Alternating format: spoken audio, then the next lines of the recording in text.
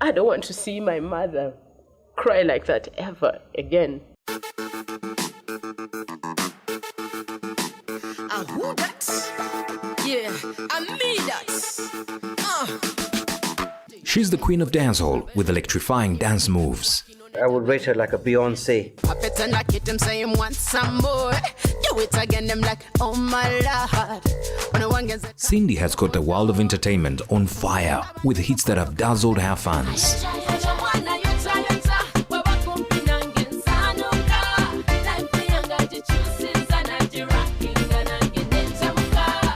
With a troubled childhood upbringing, this country girl quickly turned into a superstar with her group members, Blue 3. 1, 2, 3, and up. Let me see you burn. Make it burn, make it burn. It was big songs, big producers, big writers. But before she could enjoy the fruits of her success, she was dropped and her world collapsed, with the people she trusted the most deserting her. I felt like my life was over. With all hope lost, she relied on the solid foundation of her family to bounce back. Daphne offered to help her. With renewed energy, she hit back and the world went crazy.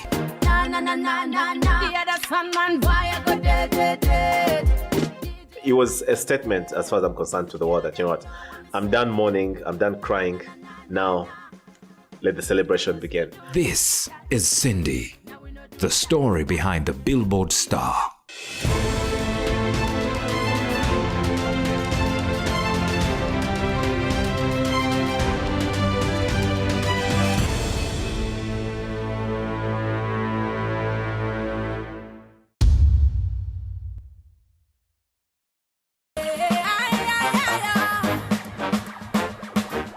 Cindy has had an immense success story, from the humble beginnings of her childhood to being the star she is today.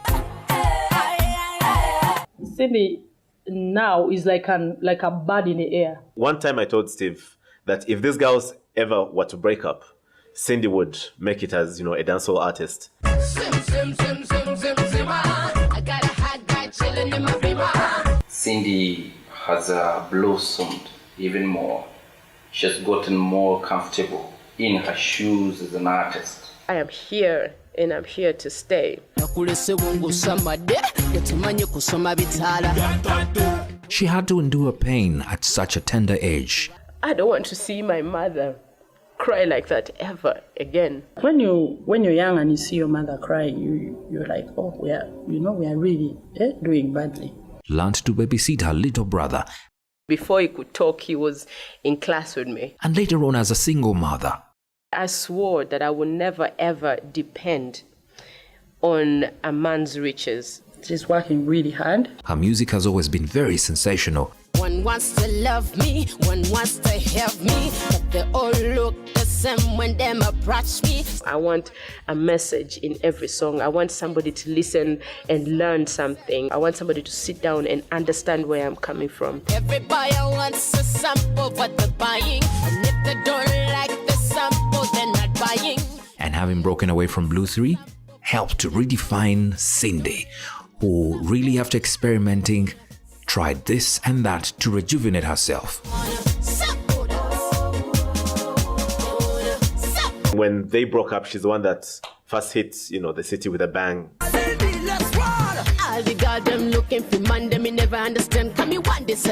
Cindy was born Cinderella Sanyu Muyonjo in Gulu, northern Uganda, on the 28th of August 1985, in a family of 8 children, born to Mr. Edward Muyonjo and Angela Arimuyonjo. Both her parents served in the Uganda Police Force. They used to work with the army before there was that kind of unity between the police and the army. Of all the children at home, Cindy was Daddy's favorite girl, whom he played the guitar for while she watched. He played the acoustic and the bass guitar. And my mom tells me that he used to put me on his lap and then play. She was always with him. That music poisoned me as a child. But it was during the 1986 war that saw President Milton Obote and his generals ousted by the National Resistance Army that Cindy's father was murdered. Cindy was just 2 years old. We were awakened by bullets. And he was like, you come, bring all the children and we pray because my time of death has come. Then I told him, let me hide you under the bed. He said, no. Daphne was carrying Cindy. I opened the behind door. As soon as I opened, Daphne took off to the toilet. So the other children all followed. So I went to the toilet. As soon as I reached, I had a bullet. I had him falling down. We went and broke the doors of the toilet and we made a coffin. And we buried the body there in Igulu. With Mr. Muyonjo now a distant memory, Cindy's mother was left with 8 children to raise by herself. She was that kind of woman who was determined to just raise her, her 8 children by herself. The salary that she received was too little to help her take care of all her children. I was really desperate. You get that small salary and you try to divide it between the children. We struggled. We didn't go to good schools. We did not even have nice food. At this time, most of her family members and friends distanced themselves from her and the children. And it would be during this time that she lost her job with the police force. My mother never gave us up for 1 second. The people in the villages kept saying, why are you suffering with those girls? Marry them off. As soon as I was 14 years old, my relatives started bringing men to marry me. One of our aunties who, she said, like, anytime you have a problem, you go to this person, She said, let's go to Mama Barbara. So I came back from school one day and I was really, really hungry. And then there was no food at home. I said, you know what, I'll go to Mama Barbara. So I go to her and I say, Mama Barbara, I'm hungry. I really want to eat something. And she looked at me like I was some thing. And then she pushed my head like that and she said, you poor people. That made me determined as a kid that, you know what, I'm going to get out of this situation and take everybody in this situation out of it. Oh, got something on my mind, say. During the harsh start without Cindy's father, the family struggled to find something to eat and would get handouts from well-wishers. The quartermaster of the police really saw that I was in problems. So he decided to be supplying us with a sack of posho and then a sack of beans. The children could go hunting for doves. If we eat one, that's really something. Christmas, I could buy a half kilo of rice. And that half kilo of rice you eat with beans. And the children were happy with it because there was nothing else. Christmas would be like, I have a thigh of a dove. Eventually there came a woman, a girl, who used to give us the heads of sheep. That was when my children tasted what is called meat. That woman fed us until we really grew up. Cindy's mother, now without a job, tried everything to provide for her family. My mom used to make the local brew, waraji, and malwa. I said, let me distill something. Maybe I could get fees. It would be a near-death experience on 2 occasions that Cindy's mother went on to try and find modest work. I told Daphne, go and see the fire. Then that thing on top, the cover, went off. Then I pulled Daphne slightly like this, and to all poured there, should have been dead by then. So I said, to hell with all these works. With the children watching their mother struggle, they each tried doing what they could in order to bring food to the table. Daphne used to go to school with sweets to sell. Obviously, that one can't even bring anything. Sometimes I could cut sugar cane, say, Daphne, at break time, take the sugar cane and sell. And she could do it. I started doing that in P6, so every now and then whenever my mother didn't have money, I'll be like, I have this money I've saved. Seeing her mother desperate to find some money for her children, Cindy took her late father's expensive watch from her mother's drawer and sold it off cheaply. And then when Mom asked for the watch, she got a beating of her life. Despite having been disciplined by her mother, Cindy was constantly admiring the resilience and attitude that her mother possessed. I don't remember feeling like my mom doesn't love me. I always felt like we had love. Coming up. We were all screaming. Mom thought someone was killing us. What if she goes back to the moment of asking God, why did I have all these children? With a makeshift home her mother had managed to construct, Cindy's family was exposed to harsh weather conditions that left Cindy's mother in sorrow, something that remains a painful memory in Cindy's life. There was no way I could put my kids. I decided to build a house made out of timber, just on the side like this, and then up, then put a cavera, and I put my kids inside. It used to leak, so we had this. In the Uganda police, they have these tables. They are metallic, very strong metals that have like a top that Mom used as a basin because it was large enough to sort of cover us from the rain at the top of the bunk bed. Duff was sleeping. She was like, You know, she got tired. I think she forgot, the conscience of a person who is asleep. I sat. So off went that thing, flying off of the bed and poured water on us. So there's this cold water at 3 a.m. Just raining. I was screaming, and the person next to me, Mom thought someone was killing us. My mom, I remember after clearing everything, sat there and really cried, I heard my mom just crying to God like, why is this happening to me? Why? Why did you take their father away?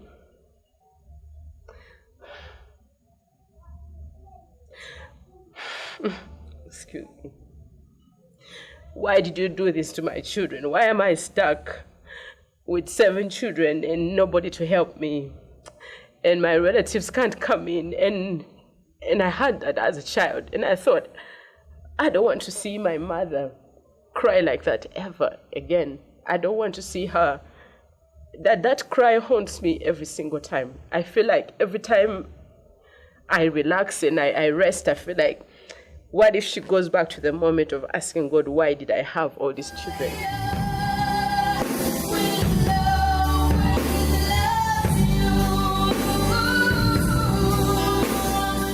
When Cindy was about 4 years old, her mother took her to St. Jude Kindergarten and Primary School, even though she had to babysit her little brother, who was only 2.5 years old. Because Mom had to go to work. So, I just had to come with him. Before he could talk, he was in class with me. I used to just drag him to nursery, to top class, and he was just there having a good time. When he was sick, I had to learn how to take care of him. So he went with me up to top class until he could talk. Then I had to leave him and he'd have to go back to baby class. Despite the problems surrounding her family, Cindy would cheer up her mother whenever she sang. It was rare to see my mom like happy and just let loose. But every time I sang, her face lit up. Like I could see that even as a child, I was like, whoa. Her mother nicknamed her Chaka Chaka.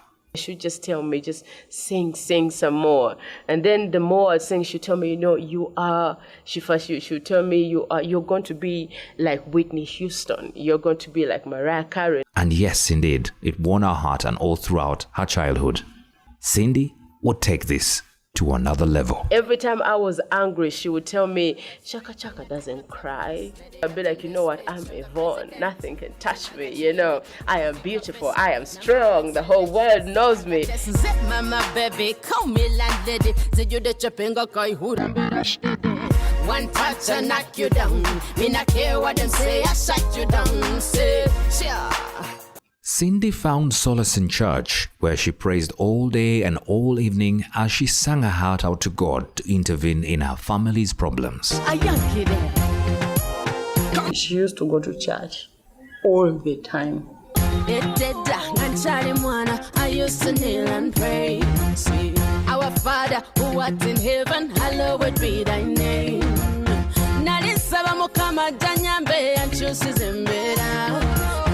But when she would return home, her mother would beat her up thinking that she was spending her time in the clubs and discotheques.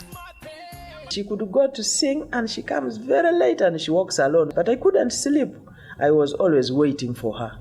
Because we look alike, in the church, they would always chase her from churches because they thought, because me, I'm a club person and she was a church girl, they would always think that Cindy was the one in club. The disciplining that Cindy received from her mother would only propel her father into what she believed in the most. She's tell me, if you go, I am going to break your legs when you come back. I'll be like, Okay. Being a single parent, if you leave these children to get spoiled, it is not easy.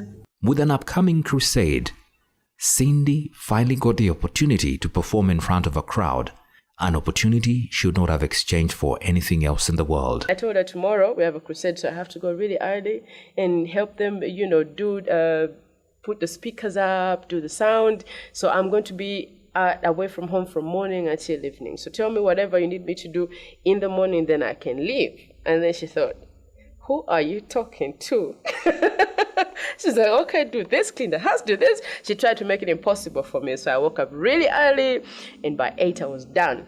Then I tell her I'm going to the crusade. She said, if I find you at the crusade, I'm going to beat you up in front of the whole audience. And then in the evening, when she was done to work, she came. She came with her stick, and she was ready to beat me up in front of everybody. Now, she stood right in front of the audience. So I was going up on stage, and I see my mom.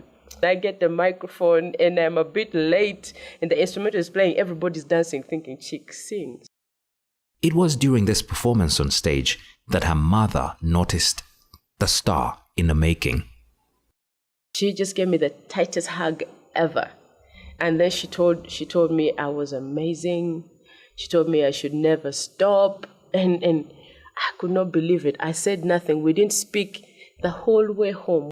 Every time I'm on stage, I remember that. And I don't care if people are looking at me, if they're paying any attention at all. I don't care what they're feeling like. That moment right there is just something that I kind of live for.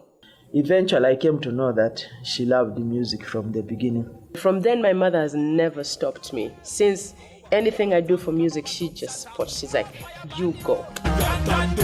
nakulese bungusamade tetumanye kusoma bitala oli bulungi naye oteredde tetumanye kubala budde. Cindy's interest in wanting to sing came at a time when musicians didn't make enough money to sustain themselves, and they would also be looked at as failures and likely to die of AIDS.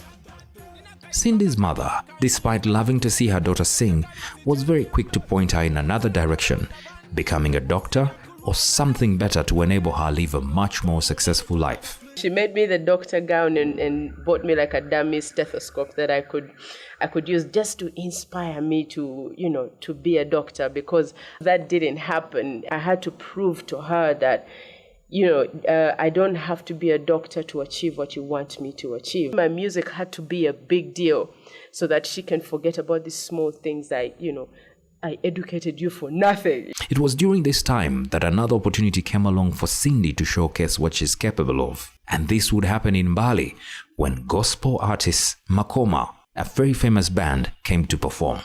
We were in the crowd, me, Cindy, and the rest of my sisters and brothers. So they were like, who are the Makomas from Mbale? Who can represent Mbale people, Cindy stood up. She sang a song, one of Makoma's songs, and she sang it really nicely, whereby the Makomas even gave her a contact. They told her they would want to help her musically. And then, as a family that has nothing, we got the contacts, but we did nothing about it. So that was it for her. The whole Mbale now began saying, yeah, that she can sing and all that.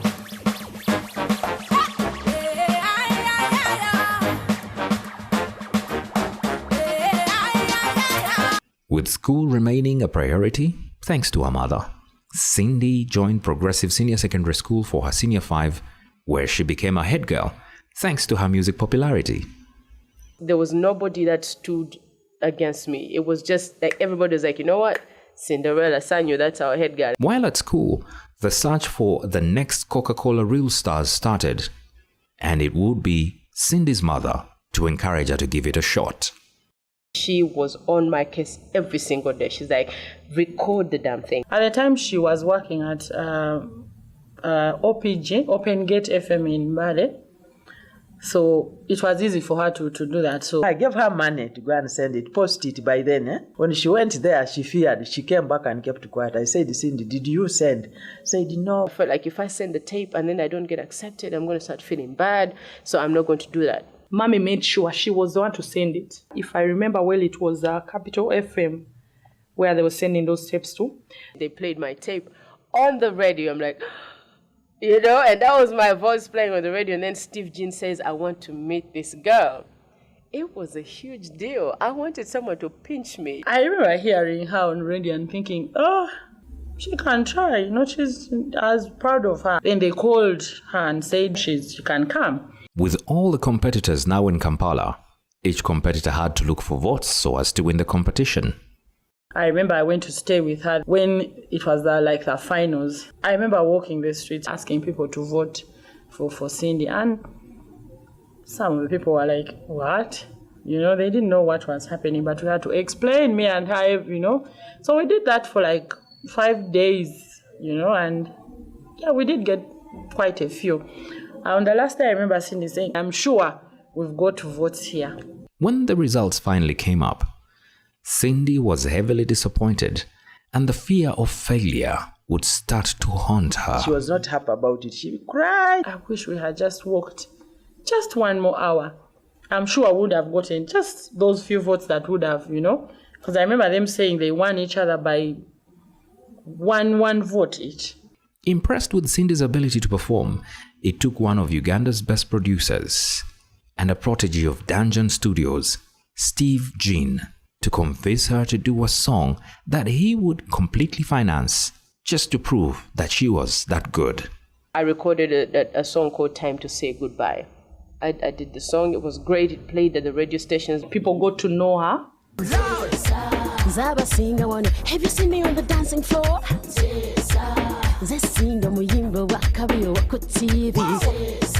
With Cindy now in Senior 6, the mother of all competition was to take centerfold. I remember Steve calling me and saying, hey, where is Cindy, you know? That girl was really good, you know, I think this is a good opportunity for her. And I'm like, no, we don't want to go through that pain. These things have politics. So you were just thinking all these things.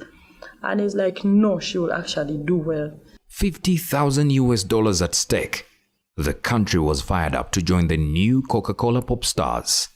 But Cindy would want nothing to do with it. I thought, you know, I failed real stars. I don't want to go for pop stars.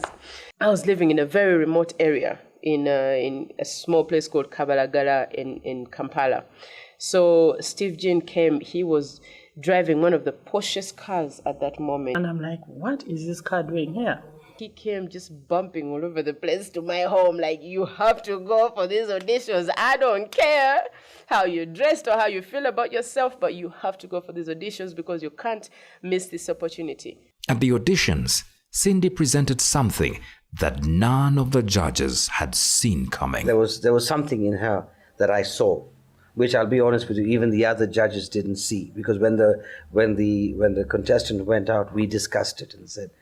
And I remember putting my foot down and saying, no, I think that girl has potential. We need to put her through. I knew I could sing. I just didn't think there was something special. I would rate her like a Beyonce of Uganda. Yeah, because she can sing, but as well as dance. And today's music, you know how it is. Yeah, you need to have both. And Cindy had that. She was kind of 360 degrees complete, you know, as a musician, as a performer. I got into pop stars, and then they went from thousands to 50 to 40 to 12, then to finally selecting the best 3, and that became Blue 3.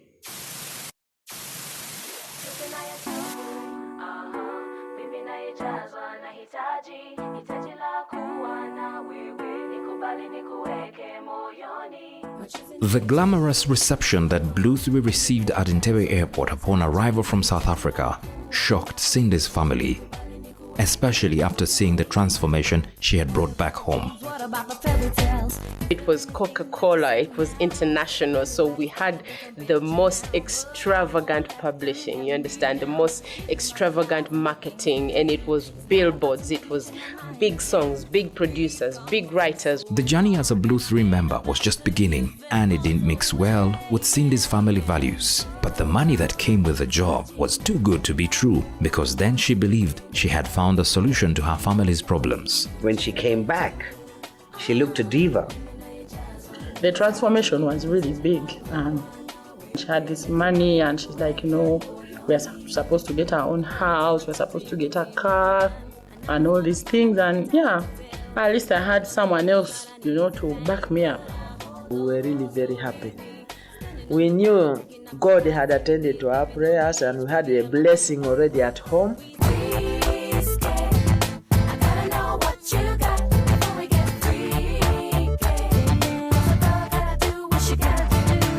Coming up, They gave her like an ultimatum. It wasn't that easy for me to just come back home. Each one gives their own reasons for the breakup. It hurt. Like crazy.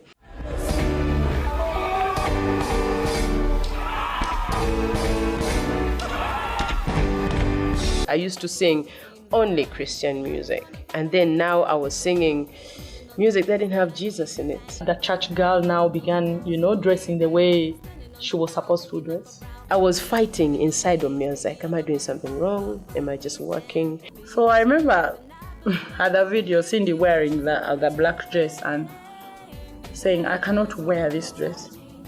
This dress is too short for me. She cried. She made everyone sit down and give her advice. It's okay. She said, how are people going to see me in this very short thing? It's like I'm selling something. And even when you look in the video, she is dancing, but she's not throwing herself about like she would normally. We should live to tell. Baby, take my hand, let me through the trench. Meant for us to trip. So let me make a sweet, let me make a turn strike. One sun's coming up and I'ma pull the shots. What? I'ma pull the shots. Sun's coming up and I'ma pull the shots. I'd never seen $1 million shillings in my entire life. So I looked at the money and I couldn't touch it. I tried to touch it and my hands were shaking like that. And I called my sister. I said, you need to come help me pick up my money. She's like, pay the rent, pay the power, pay for the water and all that. So it was bills. The first money she got, actually, she gave me. Said, Mommy, have this money. Go and buy something to put on. So I was really very happy. I couldn't even believe. it would be about the same time that Cindy would fall in love with the man of her dreams. As a kid, I used to watch this action series called Renegade. And there was this guy on a bike with long hair, just destroying bad guys, Lorenzo Lamas. So I thought I wanted to get married to Lorenzo when I grew up. I went for dinner with my sister and her boyfriend, and then they the boyfriend invites his friend, and this was Mario. And I saw him, and he had this long hair, and he was on a bike, and it was just, it just matched at that time, and he is so hot. He looks like a Tom Cruise or something, It was like living my dream when I saw him. From the very start, the mood was right, and boy, I was waiting for someone to do me right, someone loving and caring. I fell in love with him over time, and we were together for about 10 years. The success that Blue 3 had managed to achieve in a very short period of time with such hits as Hitaji, Kancha Chanche, Sanyuka Nawe, Steve Jean saw it fit to give the girls a break. Steve had watched us work for 2 years with no holiday. We left school and we just started touring and working. We never stopped working with him. It was always every week. There was a schedule for rehearsal. There was a schedule for recording. There was a schedule for appearances and all the things. So after 2 years, he said, you know what? You girls go and have a holiday. For a month, I'm not going to call you. Don't call me. Just go and be kids. The girls would have to go on holidays to destinations of their choice, with Cindy heading off to Spain, Lillian to Kigali, and Jackie to her hometown in Arua. About 10 days later, they called me and they said, there's a show. There was an opportunity to perform in the north. For good money, yes, it was a big show. So they said, for us, we're ready to work because they were closer. It wasn't that easy for me to just come back home. They gave her like an ultimatum. Automatically, I thought, they'll wait. Cindy, be here on Monday or we are going to do this. So Cindy's like, I do not have the money to change my flight, and come back. Can you guys send the money for me to come back? And they're like, no. It would soon be revealed to the fans of Blue 3 that Cindy had been dropped because of unavoidable circumstances. I remember sitting in the car for 2 hours just outside the club, just crying my heart out. And I was thinking one of the girls are going to come out and maybe say, hey, thanks for coming out. We're really sorry. That was heartbreaking for very many people in the industry. I mean, this was no doubt the first Ugandan girl group to be together. I mean, there was Obsessions who were in between doing their dramas and dancing and doing the music, but this was the one girl group that was doing a good job. And then you're thinking, they're going to do this a long time, and then they break up. In everything which happens in this world, there is always a purpose for it. There is what God has prepared for you. I told her, no, you finish your holiday and you come back. She had even lost weight because she was worried of what to do. It hurts like crazy. After confirming that she was not wanted anymore, Cindy's world collapsed around her, and the fear of failure came back to haunt her. I had to get my mind right and just start all over again. Cindy had to rely on the solid foundation of her family to bounce back, and with a new face, she decided to go solo. By that time, she didn't have enough money. Daphne offered to give money, videos, what. At the time, I'd started Charlie Gonza, my fashion label. And it wasn't doing very, very well, but it had started picking. Cindy's elder sister, Daphne, took matters into her own hands to manage Cindy after failing to see a worthy manager to take her on. They were interested in managing her, but when I looked at the contracts, they were really bad. I looked at the percentages they wanted, and I thought, what if tomorrow she really does well for herself? So I remember telling her, you can't sign this contract, it's really bad. I have some money, not much, but I can help you with, whatever you need. The journey together would soon see Cindy release her first single, Mbikoye, written and produced by Dennis Katoke. So I thought I wanted to do something totally different because everybody expected me to compete with Blue 3 at that time with the style that they were doing. So I thought I'm going to take a totally different lane.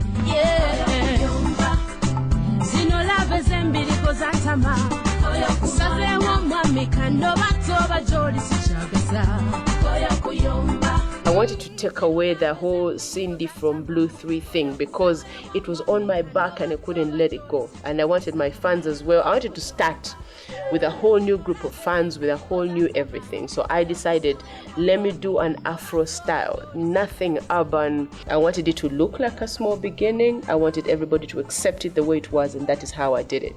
Mbikoye, Love Yembirigo. That was her very first song out, if I remember, after she broke up with Blue 3. It sounded like she was singing about a man, but people said she was singing about the group. That's why she left. It was a hidden message. I don't know about that, but that was more emotional. She was reaching out to your heart. It was a rich song. Soon after, Cindy linked up with Mickey Wine, one of Uganda's best writers, producer and artist, who later on introduced her to a genre that thought would interest her. He just thought, you know what? I think your voice would be great with dancehall. I thought, So I go into the studio and started to sing the song. It was called Number One. So I sing the song, I sing my verses, and at the end of the day, when they played it back to me, I could not believe it. Hey. We are the number one, because Cindy the new wet star, we are mash up the nation. We are the number one, all the girls them baby they come fit treatment from the doctor. We are the number one, all the man them face, jumping way for the mistress. We are the number one. When Cindy finally became a writer, the result was Ayocha Ayocha, a hit song that created tremors across the continent. Hey, hey, hey, can you feel the heat? It's burning up. Ayocha Ayocha basically means he's hot. It's the first time that a Ugandan artist had done a song which was very sexual, but also in a style that was different. Now, dancehall at the time wasn't really selling. So after I did Ayocha Ayocha, within the first 2 weeks of releasing the song, it was everywhere.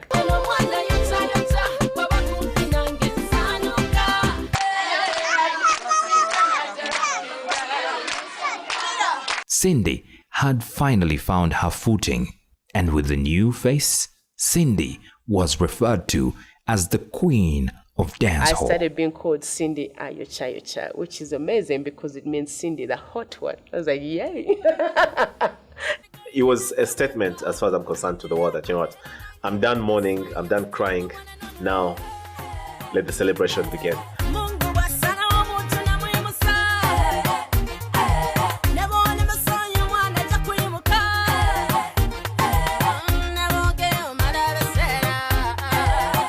Cindy's love life was still going strong with Mario, and it wasn't long after she went solo that they welcomed their daughter, Amani Brunetti, in 2011.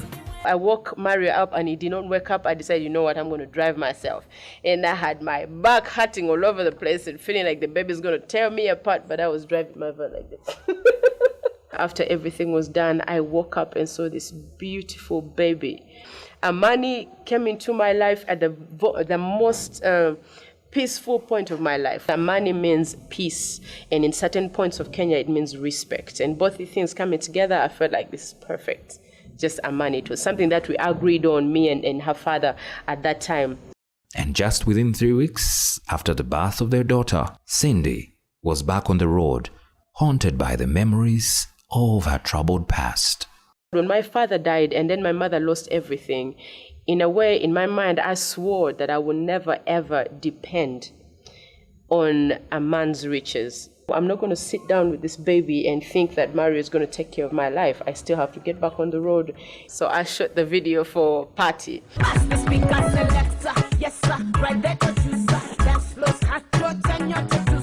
During the shoot, I would come and shoot and go and breastfeed and come back and take two and go and breastfeed. You know, I got into the gym and doing my music again and had my hits all over again. That's when Selector came in. Now, I was sitting in a club one day and I was listening to this song called Gala Bubble. I just started writing because I was in a club just thinking about the situation when I'm there and the beat is playing, and it's just Selector abantu bazine. This one's for you and me, yeah. And when I came out of the club the next day, I just called my producer. By then I worked with a new guy called Race, and I called him. I said, I have the song. You play that song and you're sure the flow will fill.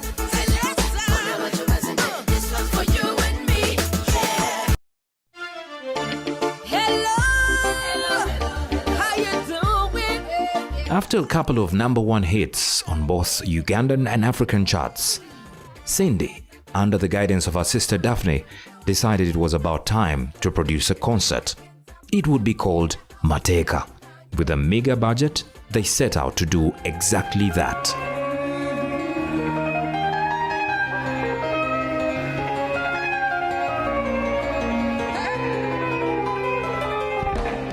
Mateka was the biggest song for me at that time, and even in Uganda it was the biggest song of the year in 2012.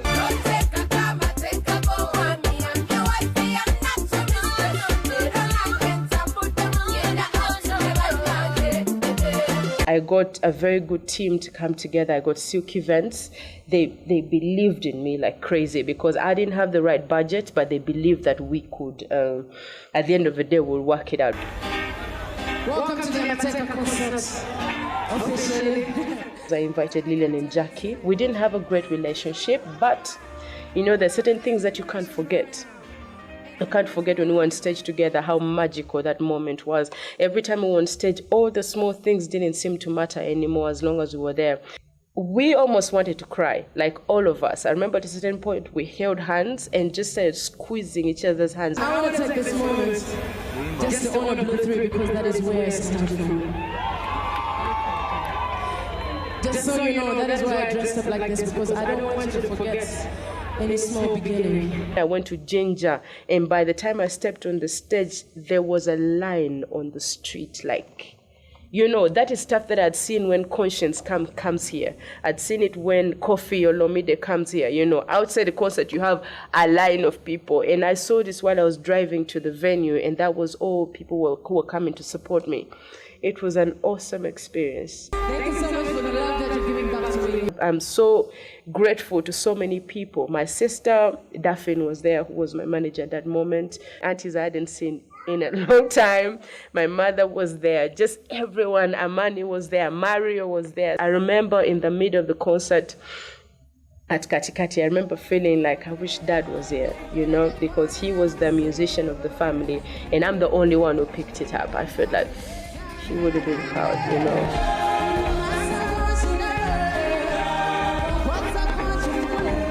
With the ever-growing demands to manage Cindy piling up and the need to settle down and embark on a family of her own, Daphne gave up her role as Cindy's manager. I remember feeling really exhausted after the Amateka concert. Not tired of managing my sister, but I need a break, I need to take care of my baby, my girl, my firstborn. And I need, my business was growing. Everything was like, I thought, how am I going to juggle between my business and manage my sister as well? Despite dropping off Cindy's wagon, she still plays a very significant role in her sister's life. I still support her in whatever way she wants. Having been through it all, Cindy is ready to take on another step into nurturing young people who want to do music. I want to start working on my legacy now, something that I would look back at and felt like I made a contribution to the industry, not just in Uganda, but in Africa.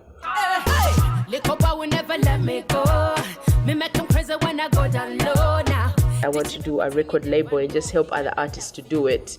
I want to just widen, because right now it's not just about music for me.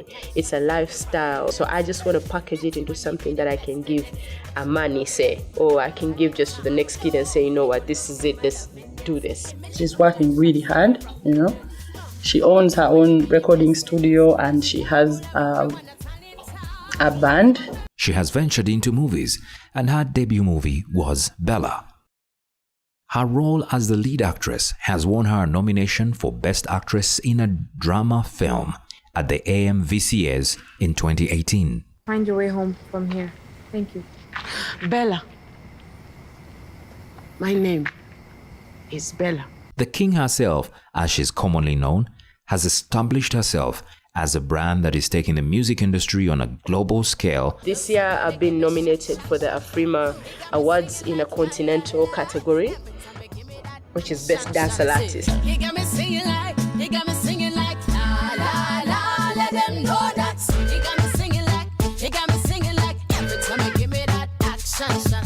I want to pitch myself because I am with people as big as Pato Rankin and Timaya and Neka, all these people that I watch on MTV base all the time, and I rarely get to watch myself on such televisions.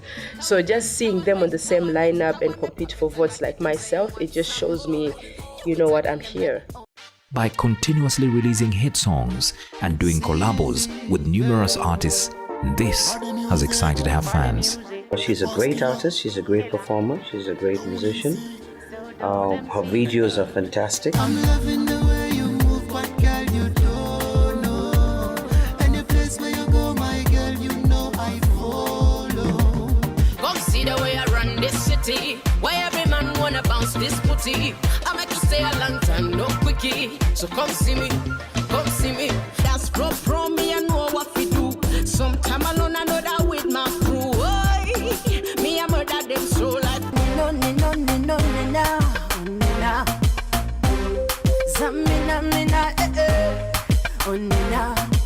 Can you embody na the flow when they step on it? Can you embody na the bed when you walk on it?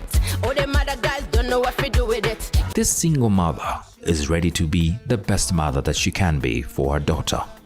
Something she learned from her mother, Angela Alimuyonjo. My mother always calls me Omubanda. She says, I have a daughter who's a ninja, and she doesn't understand that she is my inspiration till this day.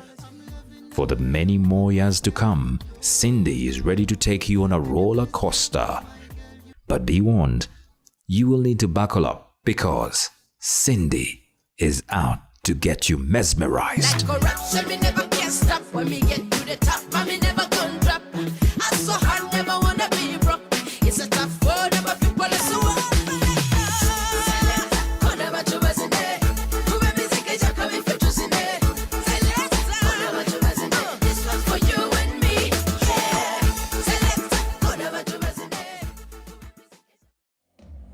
nimejuta chochote nilikufanya.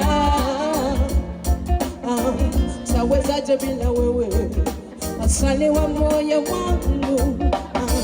Naamini nilikuumiza rohoni, naamini pia unilia machozi mengi. Ona tu nimekukosea.